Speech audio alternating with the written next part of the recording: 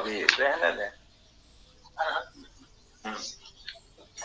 ये है अरहत मत की सुगमता, अरहत का स्वरूप जो है वो बता रहे हैं यहाँ पर। तो फिर वही शैली है, तस्मात् पुरुषार्थाभिलाषुकैः पुरुषैः सौगति गतिर नानुगंतव्या अपितु आर्हति एव अर्हणीया। मतलब ऊपर जो क्षणिकत्व का निषेध कर दिया सर्वथा, मतलब सर्वथा क्षणिकत्व का, तो फिर कहते हैं कि जो सौगति गति है वो तो मानने लायक नहीं है। तो आर्हति जो गति है, माने जो सिद्धांत है, जो ज्ञान है, वो स्वीकार करना चाहिए। तो पहले तो ये बताओ अरहत का स्वरूप क्या है। तो वो अरहत का स्वरूप इन्होंने यहाँ पर प्रस्तुत किया है। सर्वज्ञो जितरागादि दोषः त्रैलोक्य पूजितः यथास्थितार्थवादी च देवो अर्हन् परमेश्वरः। मतलब अर्हन कैसे होते हैं, कहते सर्वज्ञ होते हैं और राग द्वेष आदि जो दोष हैं उनको जीतने वाले होते हैं, त्रिलोक में पूजित होते हैं और जैसा वस्तु तत्व विद्यमान है उसी को वैसा ही बताने वाले होते हैं। तो इस प्रकार के चार विशेषण यहाँ पर लगा दिए। सर्वज्ञ होना, आइए सर यहाँ आइए, आगम्यता, अरहत का स्वरूप बताने के लिए अरहत के चार विशेषण बनाए। सर्वज्ञ, जित रागादि दोष माने वीतराग, त्रैलोक्य पूजित माने सबके द्वारा वंदनीय, और यथास्थितार्थवादी, अर्थः यथास्थितः लोके तथैव वदन्ति, वैसा ही बोलते हैं, माने हितोपदेशी अपन उनको कह सकते हैं। तो ये अरहत की विशेषताएं यहाँ पर बताई हैं। अब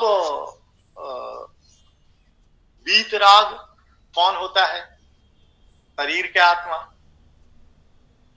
होता तो आत्मा है, परंतु मनुष्य शरीर वाला ही वीतराग हो पाता है, बाकी कोई वीतराग नहीं होता। जो जंगम सृष्टि हमें दिखाई देती है ना, बहुत जीवों की, देवों की, नारकियों की, त्रियंचों की, उनमें कोई अर्हन नहीं हो सकता है, मनुष्य में हो सकता है। तो कौन हो सकता है, कैसे हो सकता है, ये एक बात है। तो सर्वज्ञ कौन होता है? तो आपने सुना होगा कि जो एक को जानता है वो सबको जानता है, और जो एक को नहीं जानता वो किसी को भी नहीं जानता। तो अब एक कौन है? तो एक वो खुद ही है ना, और वही अद्वैत की साधना है। ज्ञान और ज्ञेय का विकल्प जहां शांत हो जाए, ज्ञान और ज्ञेय का द्वैत जहां ना रहे, वहां अद्वैत माना आता है। तो उस एक तत्व को जानने वाला सर्वज्ञ होता है, और होता है वीतराग होने पर, माने राग द्वेष के जो कर्तव्य हैं उनसे बचे तभी तो अपने को जान पाएगा। और राग द्वेष के कर्तव्यों से कौन बचेगा? जब अपने आत्मिक तत्व को छोड़कर, अपने ब्रह्म को छोड़कर दुनिया को जानना छोड़ेगा। अद्वितीय नास्ति अस्माकं ज्ञान पुरुषार्थाय, हमें जानने के लिए इस समय दुनिया में कोई नहीं है, मुझे किसी को नहीं जानना है, मुझे तो अपने को ही जानना है। इसका नाम अद्वैतानुभूति है, इसका नाम ब्रह्माद्वैत का समर्थन है। केवल मैं एक ब्रह्म मात्र को जानता हूं, ठीक है। तो ऐसा व्यक्ति वीतराग हो सकता है। अब जो वीतराग हो जाएगा, सर्वज्ञ हो जाएगा, अब दुनिया से कोई मतलब नहीं रहा उसको। जो प्रपंच होते हैं ना राग द्वेष के, अब वो नहीं रहे तो पूज्य, त्रैलोक्य पूज्य हो जाएगा। और जैन परंपरा ये कहती है कि जो अरहन हो जाता है उसके समवसरण आदि विभूति प्रकट हो जाती है, और उसके कारण से तीनों लोकों के जो प्राणी होते हैं, नरक से तो कोई नहीं आता, देवगति से आता है, मनुष्यों में से तो सब पहुंचते हैं, त्रियंचों में भी आ जाते हैं, तो उनकी अपेक्षा से पूज्यता आ जाती है। तो वो पूज्यता का वर्णन थोड़ा सा इन्होंने कर दिया। और फिर यथास्थात जब वो उपदेश देते हैं तो जैसा है वैसा ही उपदेश देते हैं। अब उपदेश की भी अपनी शैली है। हम मनुष्य हैं तो अयथार्थवादी ही मनुष्य हैं कि यथार्थवादी मनुष्य मनुष्य हैं। तो अब संयोगापन्न दशा की अपेक्षा से मनुष्य जो है वो एक प्रतिभास है, जिसको परिणाम और विवर्त कहते हैं। परिणामवाद और विवर्तवाद जो है ना, तो अपने को शरीर समझना ये विवर्त का परिणाम है। शरीर रूप हम है नहीं, वैसा हमारा स्वरूप नहीं है, और उसके बिना हम पाए नहीं जाते, होते नहीं है। तो मनुष्य को मनुष्य कहना भी यथार्थवादी उपदेश है। तुम अपने को मनुष्य जानो। मनुष्य जानो का मतलब क्या है? मनुष्य ही अपनी आत्मा को जान सकता है। तो अपनी आत्मा को जानने के गुण को, अपनी आत्मा को जानने की योग्यता को आप पहचान जाओ, ये यथार्थवादी कथन हो गया। तो ये हो। तो अब इसके बाद यहां पर आ जाता है कि कोई सर्वज्ञ नहीं होता है। ठीक है ना? कहां गया? हाँ, यही था ना, सर्वज्ञ कहा अरहन को। तो यहां प्रश्न खड़ा कर दिया कि कोई सर्वज्ञ होता, कोई व्यक्ति सर्वज्ञ नहीं हो सकता। सर्वज्ञो दृश्यते तावत नेदानीम अस्मदादि भी। इस समय हमारे द्वारा कोई सर्वज्ञ देखा जाता नहीं है। दृष्टो न चैक देशोस्ति लिंगम वायुनुमापये। और हमें कोई ऐसा चिन्ह विशेष भी दिखाई नहीं देता जिसके कारण से हम अनुमान कर सकें कि ये सर्वज्ञ हो सकता है। न च आगम विधि कश्चित नित्य सर्वज्ञ बोध कहा, न च तत्रार्थवादानाम तात्पर्यम अपि कल्पते। आगम विधि भी नहीं है ऐसी, शास्त्र भी किसी को सर्वज्ञ कैसे कह सकते हैं, है ना? कोई शास्त्र किसी को सर्वज्ञ बताएंगे तो शास्त्रों को प्रमाण कौन मानेगा? आगम जो है वो केवल अपने संप्रदाय तक सीमित होता है। प्रमाण की कसौटी तो प्रत्यक्ष और अनुमान प्रमाण है। इनसे जो बात सिद्ध होती है उसे ही हम सही मान सकते हैं, वहां ही हमें यथार्थता का बोध हो सकता है। तो इस प्रकार से यहाँ पर प्रश्न खड़ा किया गया। अब ये प्रश्न किसने खड़ा किया?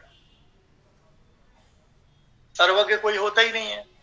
कौन नहीं मानता सर्वज्ञ? मीमांसक नहीं मानते सर्वज्ञ, ठीक है ना? वो ईश्वर को भी नहीं मानते। अगर वो ईश्वर को माने तो फिर वेदों से बड़ा ईश्वर हो जाएगा, है? हाँ, ईश्वर सर्वज्ञ है तो फिर ईश्वर से वेद की सिद्धि करनी पड़ेगी, जबकि वो वेद के साथ किसी को भी शेयर करना चाहते नहीं है। वो कहते हैं वेद ही सब कुछ है, इसलिए वो इसका खंडन करते हैं। और न चान्यार्थ प्रधान तैः तदस्तित्वं विधीयते न चानुवदितुं शक्यः पूर्वमन्यैरबोधिता अनादेः आगमस्यार्थो न च सर्वज्ञः आदिमान् कृत्रिमेण तु असत्येन सा कथम प्रतिपाद्यते। ठीक है? न च अन्यार्थ प्रधानैः, तैः जो अन्य पद को मुख करते हैं उन लोगों के द्वारा भी सर्वज्ञ का अस्तित्व सिद्ध नहीं किया जाता, न और ना ही किसी के द्वारा कह दिया गया है, इसलिए उसे वो कहा जा सकता है। पूर्वम अन्यैः अबोधितः, पूर्व में जो अन्य के द्वारा कहा गया है वह अबोधित है। अनादेः आगमस्यार्थो न च सर्वज्ञः आदिमान्, अनादि आगम का जो अर्थ है वो कहते हैं कि आदिमान सर्वज्ञ को आगम अनादि है, माने वेद अनादि है और सर्वज्ञ आदिमान है। इसलिए कृत्रिम असत्य से किसी को सर्वज्ञ मानना ठीक नहीं है। अथ तद वचने नैव सर्वज्ञो अज्ञेय प्रतीयते, इसलिए उनके वचनों से अज्ञ लोगों को ही सर्वज्ञ प्रतीत होता है। प्रकल्पेत कथम सिद्धि अन्योन्याश्रय एवं तयो। अब कहते हैं आगम की सिद्धि सर्वज्ञ से करते हैं और आगम से सर्वज्ञ की सिद्धि करते हैं, तो एक दूसरे में अन्योन्याश्रय दोष आ जाता है। अगर सर्वज्ञ को पहले सिद्ध करोगे तो आगम के बिना सिद्ध करो तो प्रत्यक्ष से अनुमान से सिद्ध नहीं होता। और अगर आगम की प्रामाणिकता सर्वज्ञ से है तो आगम से सर्वज्ञ को कैसे सिद्ध करोगे? सर्वज्ञ पहले है कि आगम पहले है? तो ऐसे अन्योन्याश्रय दोष आप सब जानते हैं, तो वो इतरेतराश्रय दोष है, अन्योन्याश्रय दोष है, वो उसकी वाली बात यहाँ पर कही है। सर्वज्ञोक्तया वाक्यम सत्यम तेन तदस्थिता कथम तदुभयम सिद्धेत सिद्ध मूलांतरादृते असर्वज्ञ प्रणीतात्तु वचनात् मूल वर्जितात् सर्वज्ञम अवगच्छन्तः स्ववाक्यात् किम न जानते सर्वज्ञ सदृशम कंचित यदि पश्येम संप्रति उपमानेन सर्वज्ञम जानीयाम ततो वयम उपदेशोपि बुद्धस्य धर्माधर्मादि गोचरः अन्यथा नोपपद्येत सार्वज्ञम यदि न भवत् एवं अर्थापत्तिरपि प्रमाणम नात्र युज्यते उपदेशस्य सत्यत्वम यतो नाध्यक्षत्वम ईष्यते। अब जब आगम से सर्वज्ञ की सिद्धि नहीं हो सकती इतना बता दिया, फिर उसके बाद उपमान से सर्वज्ञ की सिद्धि का निषेध किया, तो किसी को आप सर्वज्ञ के समान बता नहीं सकते, तो सर्वज्ञ को हम उपमान प्रमाण से भी नहीं जान सकते और अर्थापत्ति से भी हम सर्वज्ञ को नहीं जान सकते। तो ये जो पंच प्रमाण है, 5 प्रमाण की जो परंपरा है, प्रत्यक्ष, अनुमान, शब्द, उपमान और अर्थापत्ति, इनके अर्थ आप सब जानते हैं, तो इनकी विवेचना की मैं आवश्यकता नहीं समझता। मैंने इन सब से किसी से भी सर्वज्ञ की सिद्धि नहीं होती है, यहाँ तक का ये पूरा का पूरा विवेचना जो मीमांसकों ने की वो यहाँ पर सर्वदर्शनकार ने उपस्थापित की है। अब वही सर्वदर्शनकार ही जैन मत के अनुसार उक्त बात का खंडन करते हैं।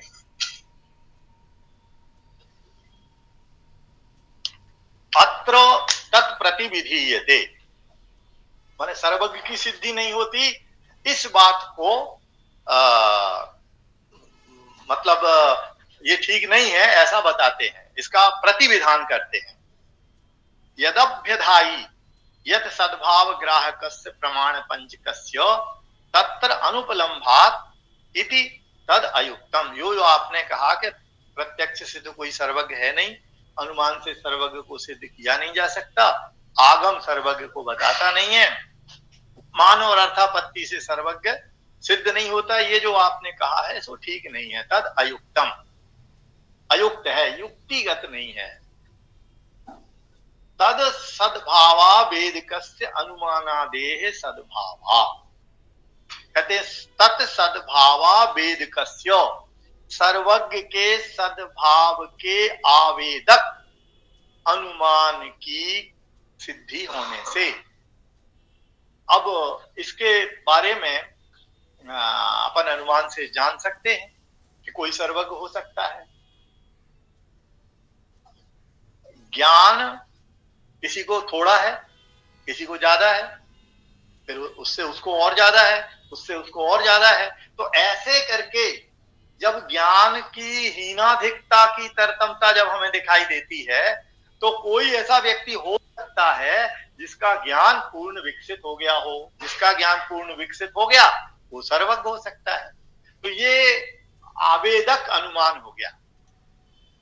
इसके लिए सूक्ष्मांतरित दूरार्थाः प्रत्यक्षाः कस्यचिद् यथा अनुमेयत्वतो ज्ञादि रीति सर्वज्ञ संस्थिति, ये कथन आया है। सूक्ष्मांतरित दूरार्था, सूक्ष्माः पदार्थाः परमाणुवादयः, अंतरिताः पदार्थाः राम रावणादयः, पितृजनाः अस्माकम् एव, दूरवर्तिनः पदार्थाः मेरुवादयः अस्माकं प्रत्यक्ष भूताः नैव सन्ति। तथापि इमे पदार्थाः सन्तीति अनुमीयते। कुतो? स्कंधम दृष्ट्वा परमाणु अनुमानम भवति, यतः परमाणु नाम समवाया भावात स्कंध निर्मित भवितुम न रहती। परमाणुओं के मेल के बिना कोई स्कंध नहीं बन सकता। तो स्कंध है तो इसका मतलब परमाणु भी है, और वो हमारे प्रत्यक्ष का विषय नहीं है। तो स्कंध को देख करके हम सूक्ष्म पदार्थ परमाणु का भी अनुमान कर लेते हैं।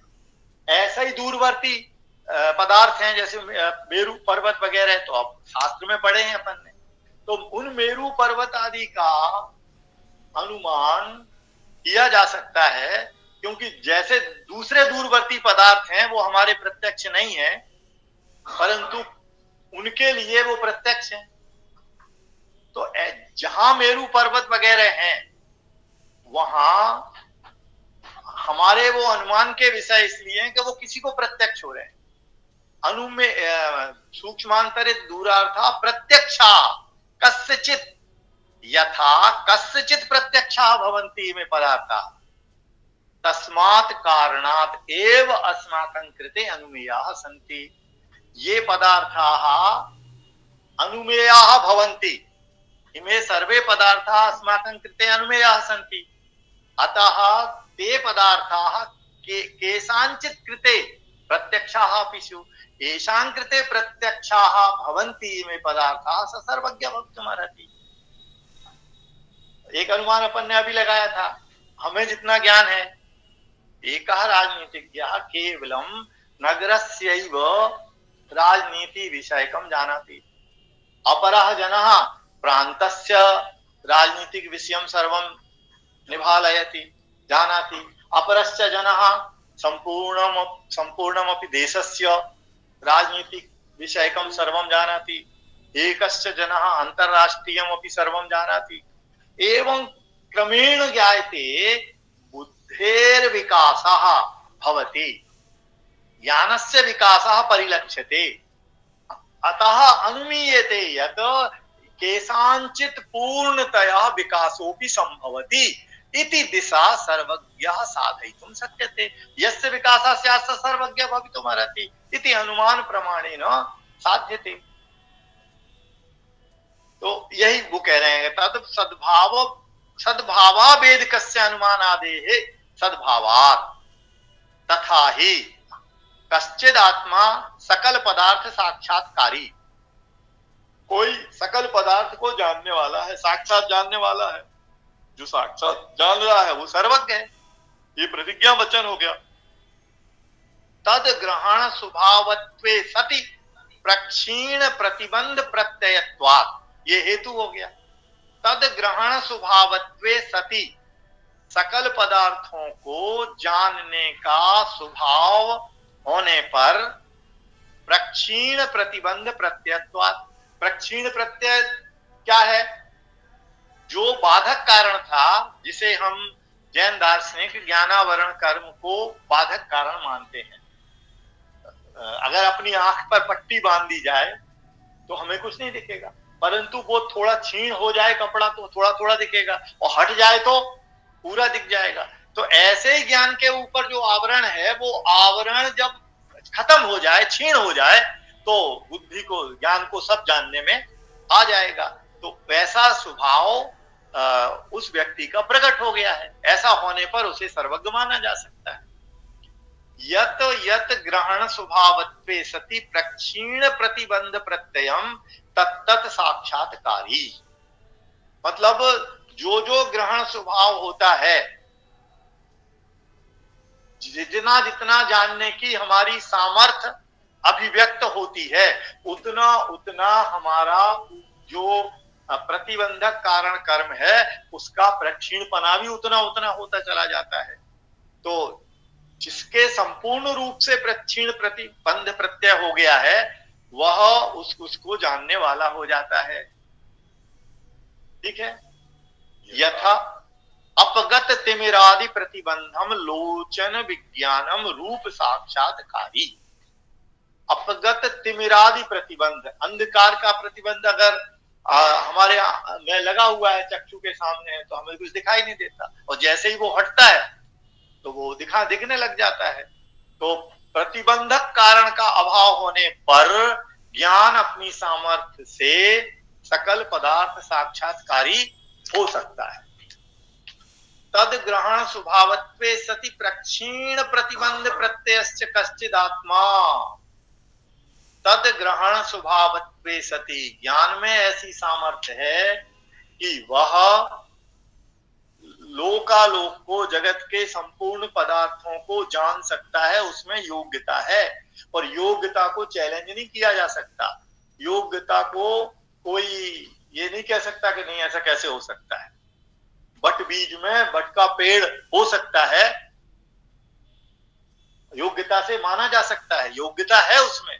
और वो योग्यता प्रतिबंधक कारणों के खत्म हो जाने पर प्रस्फुटित हो जाती है।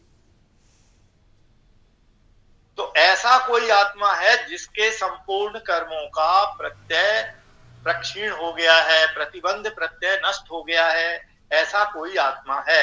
तस्मात्, ऐसा होता है, ये उपनय था और ये निगमन हो गया। तस्मात् सकल पदार्थ साक्षात्कारी थी। उपनय और निगमन में क्या करते हैं बताइए? 5 अनुमान वाक्य होते हैं ना, जो प्रतिज्ञा, हेतु, उदाहरण, उपनय और निगमन। तो प्रतिज्ञा को अपना साध्य वचन हो जाता है जिसको अपन को सिद्ध करना है, और वो जिसके बल पर अपन सिद्ध करते हैं वो हेतु होता है, और उसे समझा दिया जाता है उदाहरण दे करके। उदाहरण वचन हो गया। दृष्टांत, अन्वय दृष्टांत और व्यतिरेक दृष्टांत के भेद से 2 प्रकार के उदाहरण हो सकते हैं। ठीक है। अब उपनय क्या है और निगमन क्या है? तो प्रतिज्ञा को दोहरा देना, दोबारा प्रतिज्ञा को एक बार और बोल देना, इसको बोलते हैं उपनय। प्रतिज्ञास्तु निगमनम। ठीक है। और हेतु रूप संधारः उपनयः, हेतु को दोहरा देना वो उपनय कहलाता है। तो अब इन्होंने दोहरा दिया ना, देखो हेतु को। तस्मात् सकल पदार्थ साक्षात्कारी थी, ये क्या हो गया? निगमन हो गया। और उपनय हो गया तद ग्रहण स्वभावत्वे सति प्रक्षीण प्रतिबंध प्रत्यय कश्चिदात्मा, साध्य को दोहरा दिया। और उसको कैसे दोहराया? विशेषण बनाया ना साध्य का। हेतु क्या था? प्रक्षीण प्रत्यय,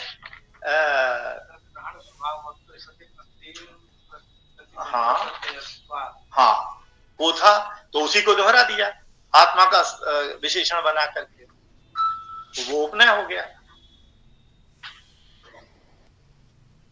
फिर आगे चोदना बलात् निखिलार्थ ज्ञानोत्पत्त्यन्यथानुपत्त्या सर्वम अनेकांतात्मकम सत्वातिथि व्याप्ति ज्ञानोत्पत्तेश्च। अब क्या कह रहे हैं यहां पर? चोदना तो उपदेश, ठीक है ना, स्पष्ट अर्थ के उसमें हो गया।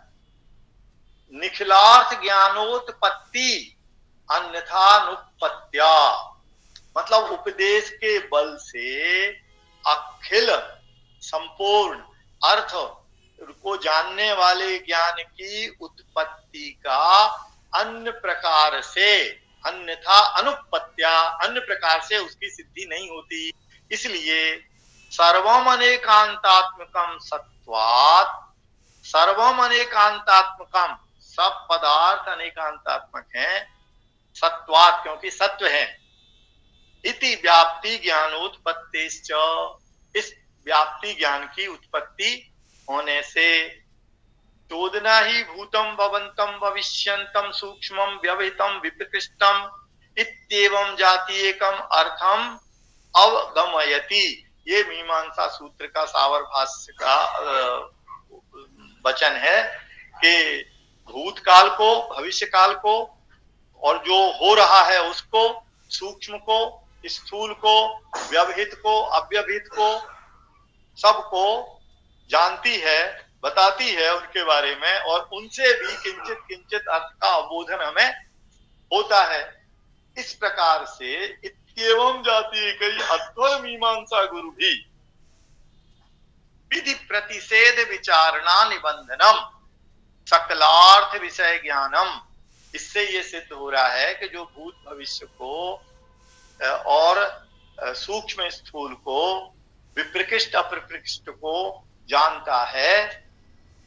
चोदना के बल से, वेदोपदेश के बल से ये मीमांसा शास्त्र बता रहा है, साबर भाष्य से स्पष्ट हो रहा है। तो जो सकलार्थ विषय ज्ञान है, सकलार्थ को जानने वाला, सकलार्थ विषयों को जानने वाला जो ज्ञान है, वह प्रतिपद्यमान ही है। सकलार्थ ग्रहण स्वभावकत्वम आत्मनो अभ्युपगंतव्यम। ऐसे लोगों के द्वारा वह सकलार्थ ग्रहण स्वभाव मना ज्ञान का आत्मा का अपना है ऐसा मानना चाहिए। आत्मा ही जानता है। वेद वचन सुनकर के भी जानने वाला जो वेद वचन है वो नहीं होता। वेद वचन होता है क्या जानने वाला? कि वेद वचनों को समझ करके जानने वाला जो चेतन है वही जानता है।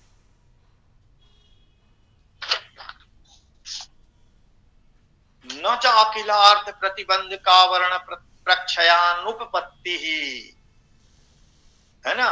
न च अखिलार्थ प्रतिबंध का वर्ण प्रक्षयानुपपत्ति, माने अखिल पदार्थों को जानने में प्रतिबंधक आवरण के प्रक्षय, माने संसार के पदार्थों को जानने में बाधक बनने वाला जो कर्म है, जो कारण है, उस कारण की प्रक्षय की अनुपपत्ति नहीं है। माने वो उसका प्रक्षय होता है, ये बात सिद्ध होती है। और कैसे होती है कि सम्यक दर्शनादि त्रय लक्षणस्य आवरण प्रक्षय हेतु भूतस्य सामग्री विशेषस्य प्रतीतत्वात्। ये जो सम्यक दर्शन ज्ञान चारित्र का मुक्ति मार्ग है, इस मुक्ति मार्ग से इन आवरक कर्मों की अथवा प्रतिबंधक कारणों का प्रक्षय होता है। जिसके प्रक्षय हो जाता है वो सकल पदार्थ साक्षात्कारी हो जाता है। अनया मुद्रयापि क्षुद्रोपद्रवाः विद्राव्याः। अब कहते हैं अनया मुद्रयापि, इस मुद्रा से भी क्षुद्र उपद्रव भी दूर कर लेने चाहिए। विद्राव्याः, ठीक है। अब ऐसा तो चलता ही रहता है, हर कोई तो मानता नहीं है किसी भी बात को। अब नहीं मानता है, क्या हुआ, नहीं माने, उससे कोई फर्क पड़ने वाला नहीं है। चलिए, तो ये इस प्रकार से सर्वज्ञता के बारे में मीमांसकों का जो विचार था सर्वदर्शन संग्रह में, उस पर अपन ने थोड़ी सी चर्चा की है। ननु आवरण प्रक्षय वसात अशेष विषयम विज्ञानम विशुद्धम मुख्य प्रत्यक्षम भवति इति उक्तम। आवरण के प्रक्षय से, आवरण प्रक्षय वसात, आवरण खत्म हो जाने से, प्रतिबंधक कारण के समाप्त हो जाने से संपूर्ण विषय को, पदार्थों को जानने वाला विशुद्ध होता है और मुख्य प्रत्यक्ष कहलाता है। मुख्य प्रत्यक्षम भवति, मतलब जो संपूर्ण पदार्थों को जानने वाला ज्ञान है वो केवल ज्ञान है और उसे मुख्य प्रत्यक्ष कहा गया है। दो प्रकार के प्रत्यक्ष माने हैं जैन परंपरा में, एक मुख्य प्रत्यक्ष और एक सामव्यवहारिक प्रत्यक्ष। और मुख्य प्रत्यक्ष भी सकल प्रत्यक्ष और एक देश प्रत्यक्ष, ऐसे इनकी विवेचना की गई है। तो यहां पर वो कह रहे हैं कि जो ज्ञान विशुद्ध हो जाता है, विशुद्ध का मतलब राग आदि के संस्कार के बिना अकेला ज्ञान रह जाता है। अस्माभि इदानीम यद किंचिदपि ज्ञायते तत् इदं तत्त्वं मदीयम् अस्ति न वा मम को लाभः अस्य पदार्थेन इत्येवं प्रकारेणैव अस्माभिः ज्ञायते। प्रत्येकम् अपि वस्तु अस्माभिः राग व्यापारेण, द्वेष व्यापारेण, मोह व्यापारेण वा ज्ञायते। तस्मात् तद् ज्ञानं विशुद्धं ज्ञानं न भवति। रागादिकं विना यद् ज्ञानं जानाति चेत् विशुद्धं भवेत्। अतः विशुद्धं ज्ञानं तु सकल पदार्थ साक्षात्कारी भवितुम अर्हति। उसको मुख्य प्रत्यक्ष कहा। तो अब नैयायिक कह रहे हैं जिसे तुमने मुख्य प्रत्यक्ष कहा है ना, वो बात ठीक नहीं है। ऐसा जो तुमने कहा है तद अयुक्तम। तस्य सर्वज्ञस्य अनादि मुक्तत्वेन आवरणस्य असंभवात् इति चेत। अब नैयायिकों की ये समस्या है, वो कहते हैं कि ऐसा कोई व्यक्ति सर्वज्ञ नहीं हो सकता है, केवल जो अनादि महेश्वर है वही सर्वज्ञ है, बाकी कोई सर्वज्ञ नहीं हो सकता। तो उन्होंने कह दिया कि अशेष आवरण जिनके खत्म हो जाते हैं वो सर्वज्ञ होता है, ये बात ठीक नहीं है। जो अनादि से सर्वज्ञ है वो सर्वज्ञ है, और जो सर्वज्ञ नहीं है वो कभी सर्वज्ञ नहीं हो सकता है।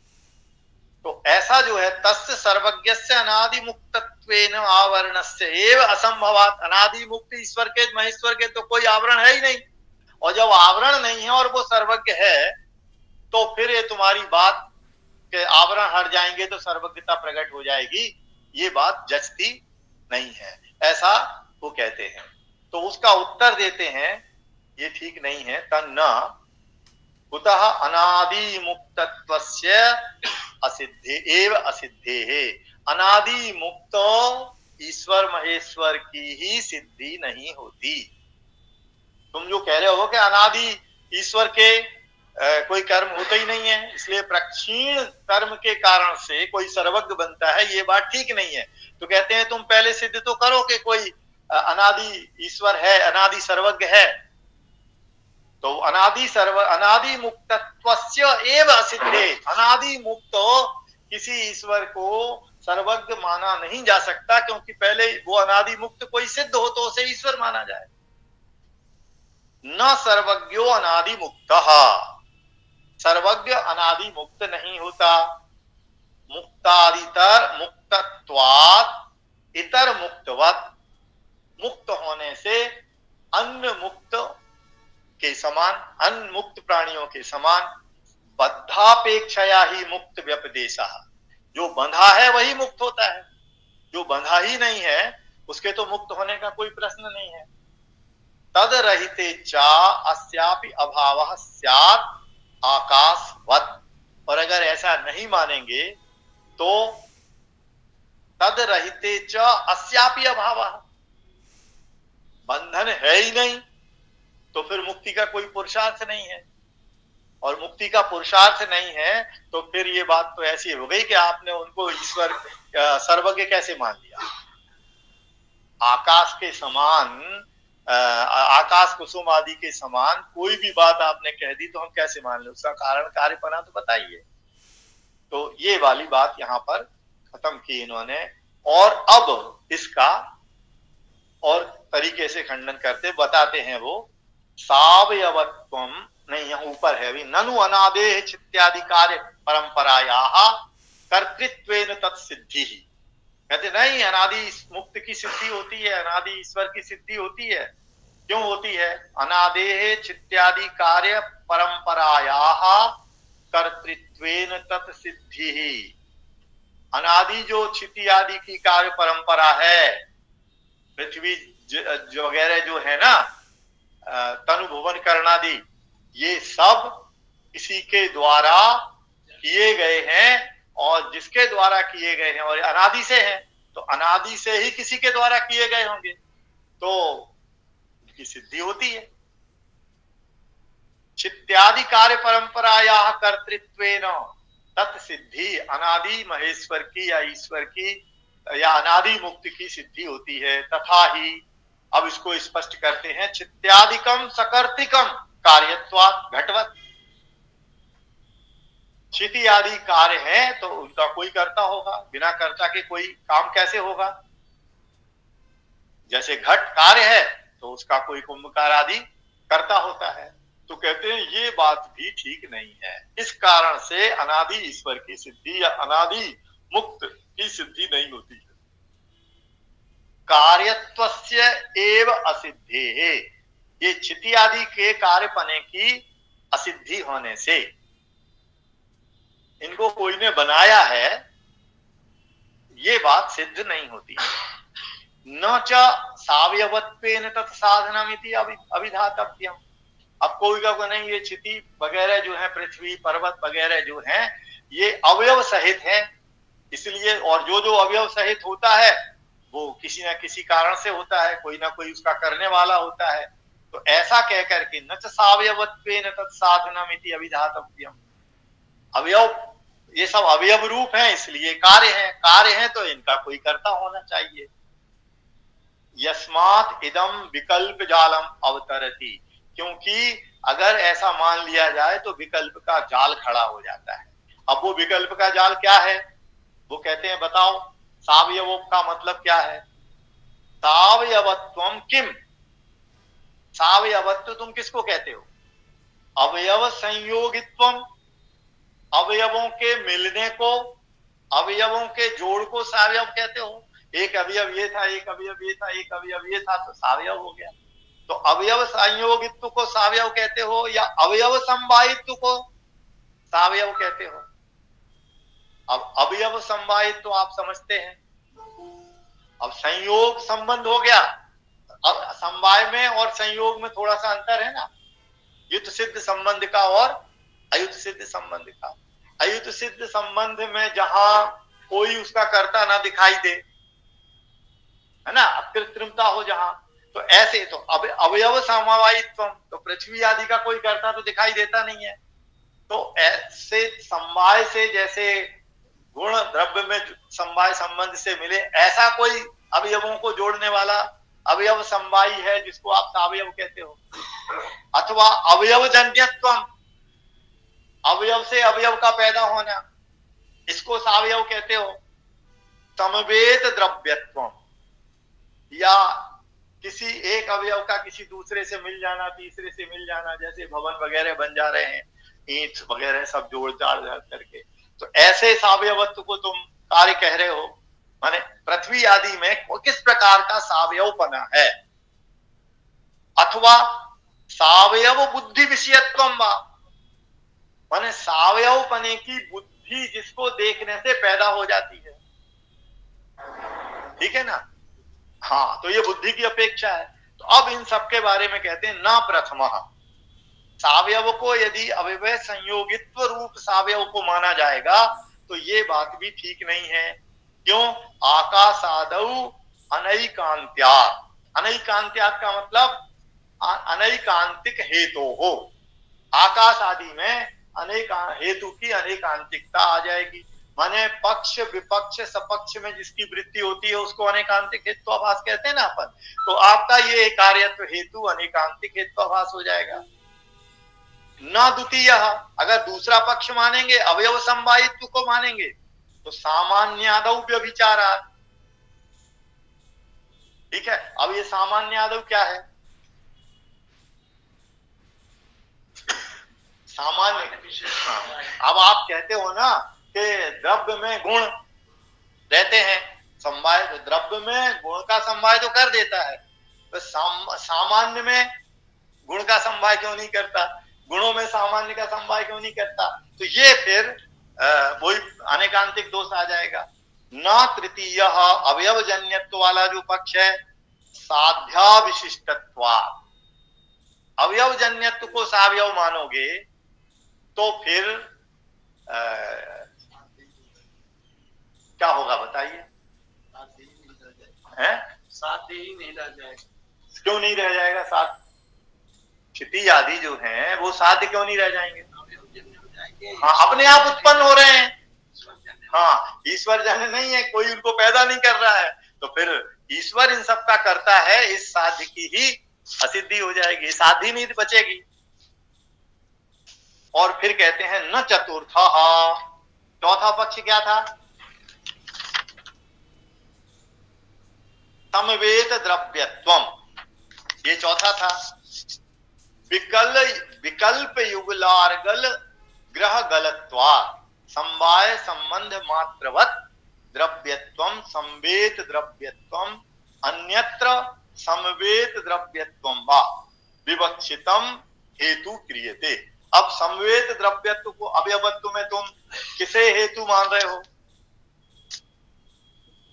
समवाय संबंध मात्रवत द्रव्यत्वम संवेद द्रव्यत्वम, द्रव्यत्व से संवेद द्रव्य को तुम अवयव संवेद मान रहे हो, या अन्यत्र समवेत द्रव्यत्व को अवयव समवेत द्रव्य मान रहे हो, सावयवत्व मान रहे हो?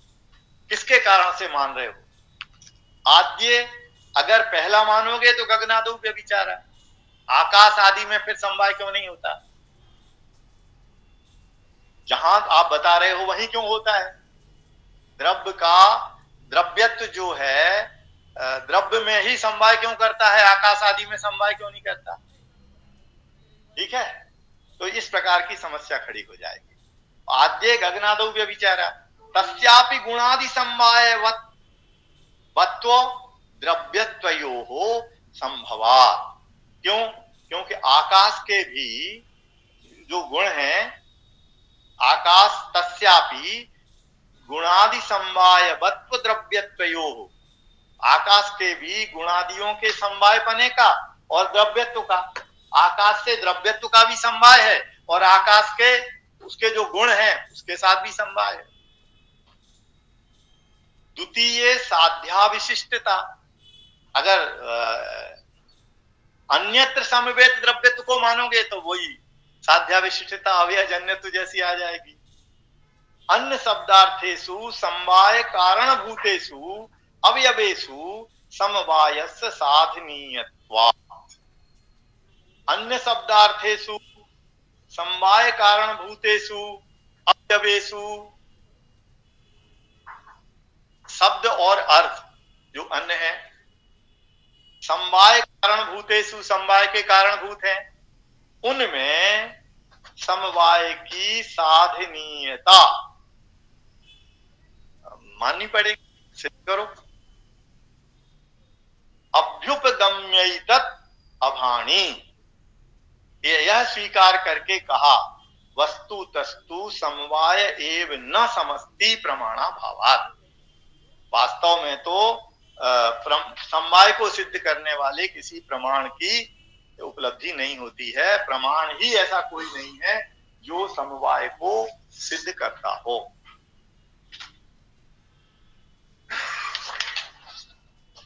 नापि पंचमः, हाँ पांचवा है, चौथा आ गया, समवाय वाला था ना, दो विकल्प का। नापि पंचमः सावयव बुद्धि विषयत्वम, अवयव सहित की बुद्धि उत्पन्न करता है। मतलब हमने किसी को देखा नहीं है, उसमें सावयवपना वगैरह, बुद्धि उत्पन्न हो रही है इसलिए सावयव है। तो कहते हैं आत्मादिना अनैकांत्यात्, आत्मा आदि को जानने पर भी आत्मा है ऐसी बुद्धि उत्पन्न हो जाती है, तो फिर उनका कर्ता भी किसी को मानना पड़ेगा। तो आत्मा को, आत्मा का कर्ता तो आप किसी को मानते नहीं हो। तस्य सावयव बुद्धि विषयत्वेपि कार्यत्वा भावात्, फिर उसके सावयव बुद्धि विषयत्वेपि कार्यत्व का अभाव है। क्षिति आदि के साध्य के सावयव बुद्धि विषयत्व मानने पर भी कार्यत्व सिद्ध नहीं होता। नाचा निरवयवत्वेपि यस्य सावयवार्थ संबंधेन सावयव बुद्धि विषयत्वम औपचारिकम इति एष्टव्यम। निरन्वय निरवयवत्व, अवयव रहित पने में भी इसके किसके, चिति आदि के, सावयवार्थ संबंधेन सावयव बुद्धि विषयत्व, कोई इसके जिसका कोई अवयव नहीं है। देखिए आकाश आदि का क्या अवयव है? औपचारिक भले घटाकाश पटाकाश वगैरह मान लीजिए तो वो अलग बात है। तो सावयव बुद्धि विषयत्वम औपचारिकम, औपचारिक मान लेना चाहिए। निरवयवत्वे व्यापित्व विरोधात्, अवयव रहित मानने पर व्यापित्व का विरोध होने से परमाणु के समान। क्या मतलब हुआ इसका? इत्यादि को अगर हम व्याप्य मानते हैं, हाँ, तो परमाणु के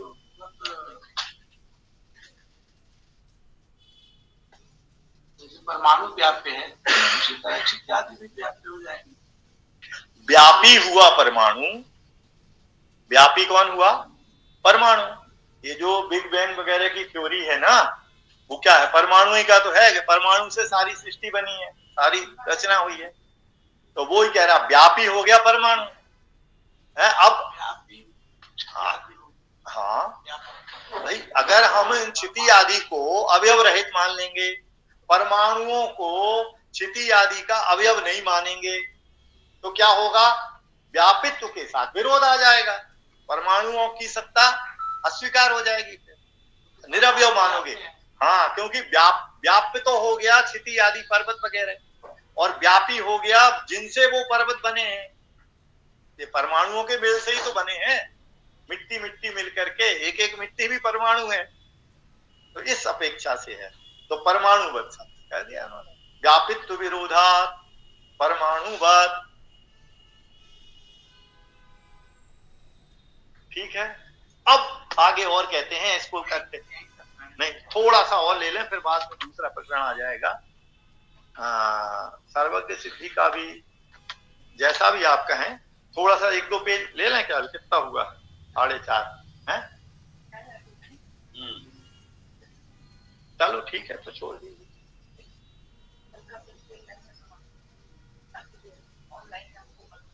अच्छा अच्छा,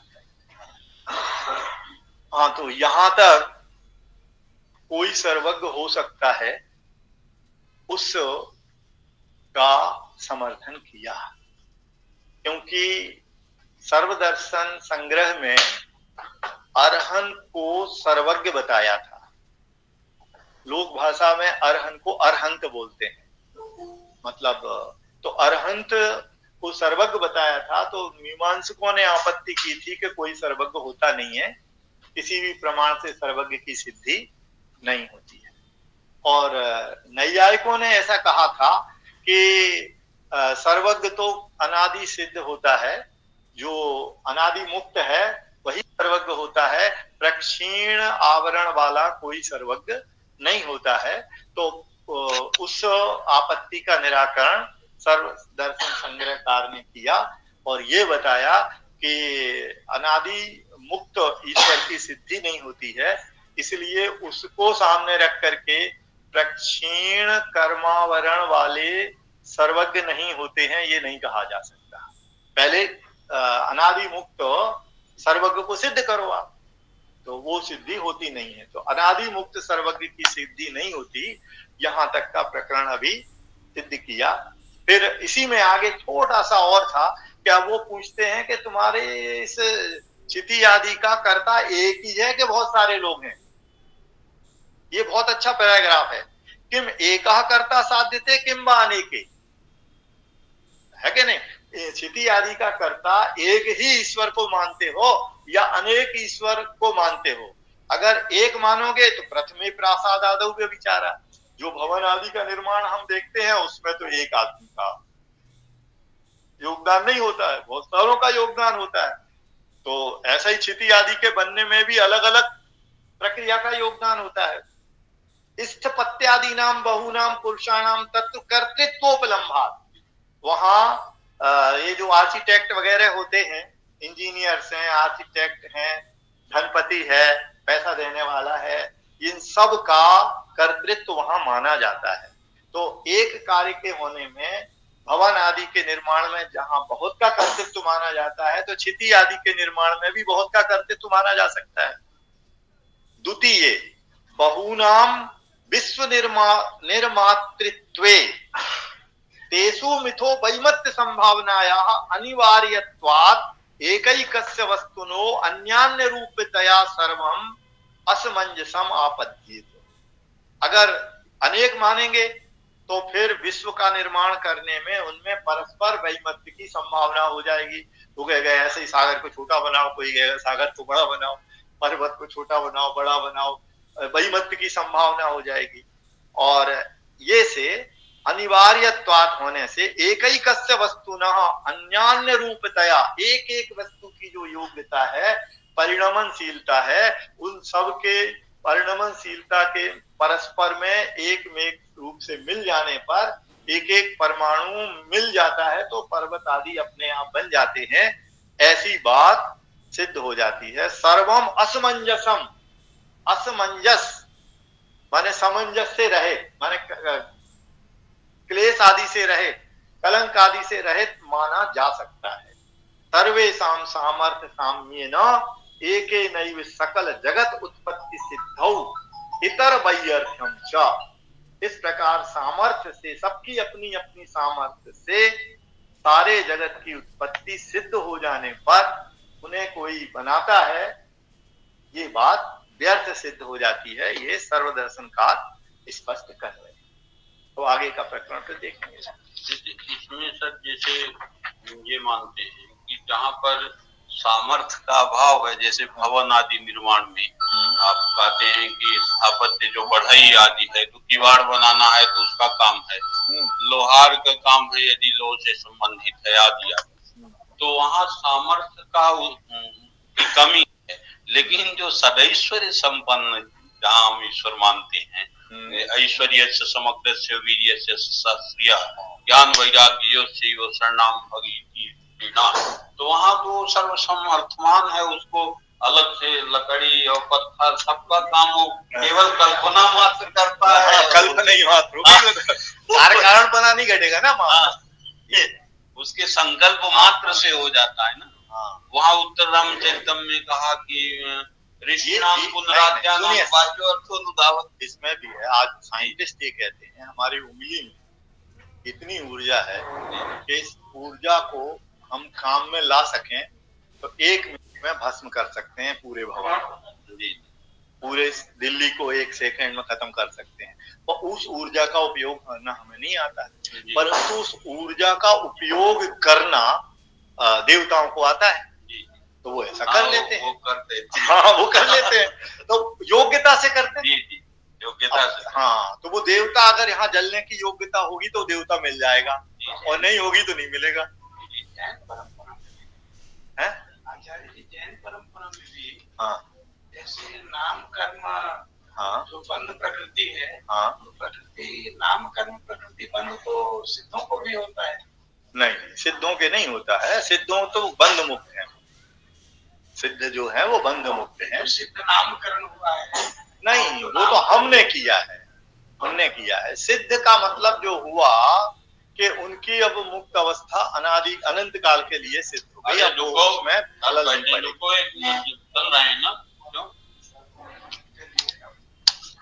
दूर दूर जाना होता है। हाँ,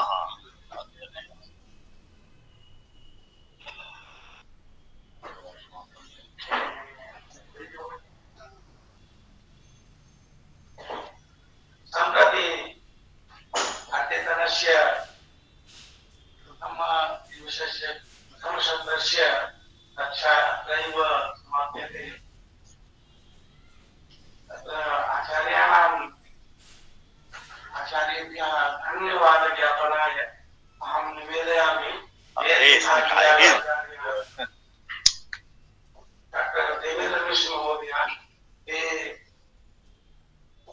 धन्यवादं ज्ञापयामि।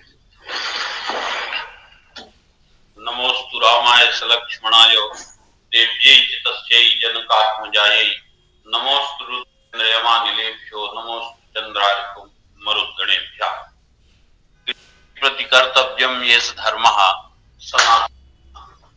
भगवान वाल्मीकि जी के, आदिकवि वाल्मीकि के इस मंत्रोक्त युक्ति से मैं उपस्थित सभी प्रतिभागियों का धन्यवाद ज्ञापन करता हूँ, ज्ञापित करता हूँ।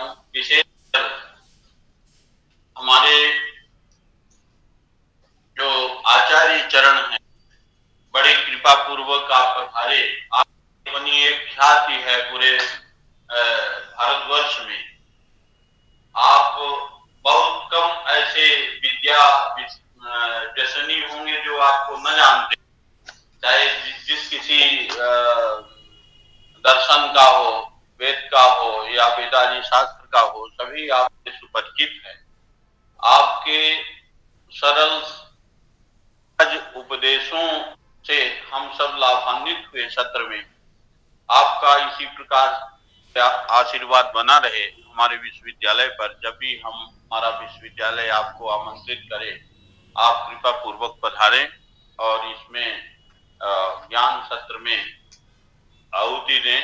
इसके लिए आपकी कोटिशाह कृतज्ञता व्यक्त करता हूं। उपस्थित हमारे व्याकरण शास्त्र के मनीषी, देश के जाने माने शिक्षाविद प्रोफेसर पवार साहब का मैं हृदय से आभार व्यक्त करता हूं, प्रकट करता हूं। आप आए, आपके आने से हमारी इस कार्यशाला की शोभा भी बढ़ी और आपको देखने मात्र से लोगों में अध्ययन की प्रवृत्ति बढ़ती है। इसलिए मैं आपका की कृतज्ञता व्यक्त करता हूं। हमारे अग्रज परम सम्माननीय प्रोफेसर जवाहरलाल जी, आप हमेशा इसी प्रकार का स्नेह हम लोगों पर बरसाते रहे। आपका आशीर्वाद छात्रों को मिलता रहे, हम सबको मिलता रहे। उपस्थित सभी प्रतिभागी जो ऑनलाइन ऑफलाइन हैं, सभी का मैं कृतज्ञता व्यक्त करता हूं। जय हिंद, जय भारत। शांति